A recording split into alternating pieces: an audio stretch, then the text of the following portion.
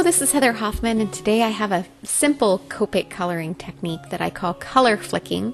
It works really well on floral images, and it's a great way just to simply add a little bit of color, a little bit of texture without having to do a lot of work and a lot of detail coloring.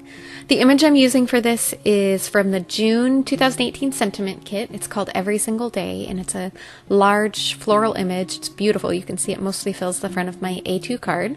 4 1/4 by 5 1/2. I'm using my Misty to stamp it with a Copic friendly ink. I'm using Simon Says black ink. I'm using my Misty because I like to stamp it several times to get a super crisp black impression.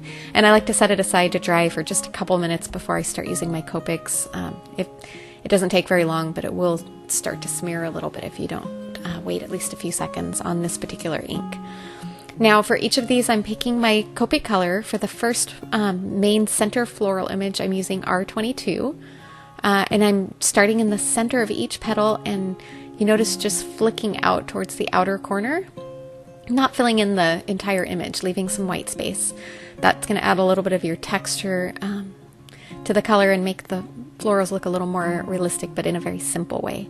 The next color I'm using is YR04, a great orange, and I'm going to do that one floral up in that corner, and then I'm going to pull out my B02 to do that flower in that edge.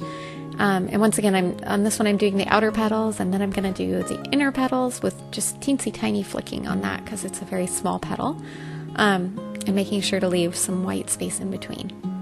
I'm going to pull out again that YR04 and make that bottom right flower the same color just to kind of add some balance to the card. And for the same reason, I'm going to pull that blue again out, the B02, and do the other flower in the bottom left corner. That way that gives me 2 orange, 2 blue flowers, and then the main center one. And then I'll pull out a little bit of a yellow, Y15, that'll add just a tiny bit of detail to some of the center of the flowers. And finishing off my image with the green for the leaves. And I'm doing the same technique with that one. The green Copic I'm using is YG03, and for each of those, again, I'm just starting at the base of the leaf and flicking out, and again leaving some white space. I love just the simple detail it adds. You don't really have to practice and blend or do anything else. It's just a very simple coloring technique.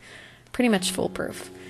Final touch, I'm pulling out one of my favorite warm gray Copics. This is W1. It's a nice soft, just adds a little bit of a shadow effect. This image in particular has some detail around, so going over it a little bit with the warm gray just kind of helps that pop a little bit off of my plain white background.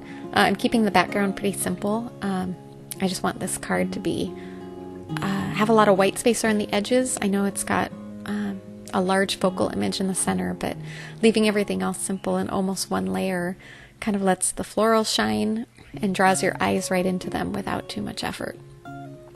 So again, once I've kind of outlined everything, I'm using the gray just to kind of hit some of those details in the stamped image. And there's the colored, and I have a little sentiment from the same stamp set that I've already heat embossed on a little strip of black cardstock. And that's just, I'm going to pop that up with a tiny bit of thin foam adhesive. You probably don't have to worry about a teensy tiny spot like that. I just had to be anal and fix it. So there we go, and I'll pop that up over right on my card base so it's nearly a 1-layer card. Very simple coloring. Anybody can do it. Can't wait to see what you try when you try this technique. Thanks so much for stopping by. Have a great day.